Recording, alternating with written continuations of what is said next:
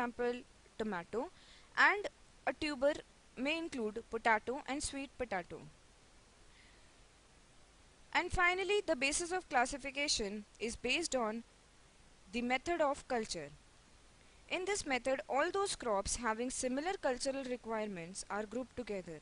They are botanically different. System has practical utility for vegetable grower.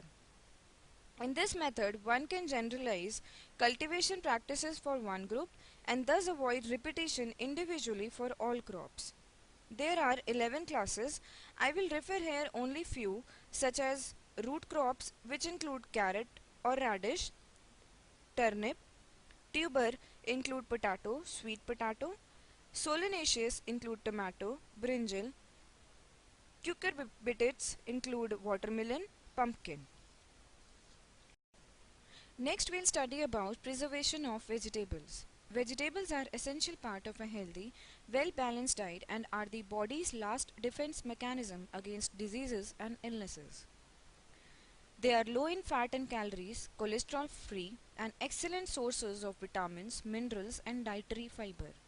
Furthermore, they are rich in antioxidants and disease-fighting plant substances that protect against many health conditions including cancer.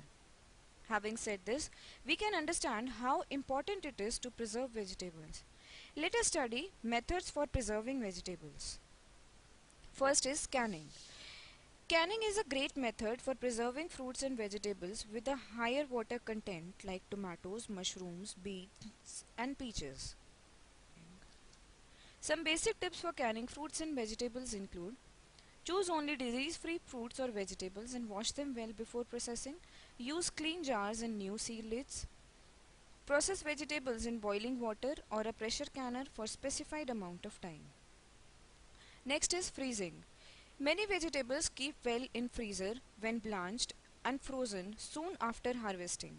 This can be the best method for retaining nutrients as well as color, texture and flavor. Most vegetables can last 8 to 12 weeks in freezer. Some basic tips for freezing are: freeze food immediately after packaging and keep freezer temperature at 0 degrees. Drying can also be used for preservation of vegetables.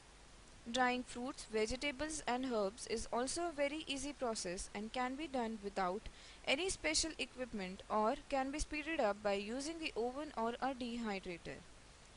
Precautions to be followed while implementing drying method include: be sure the fruits and vegetables are fully mature and disease free. Provide good air circulation while drying to prevent spoilage. Don't rush the process. Partially dried fruits, vegetables and herbs won't last long. Moving further, let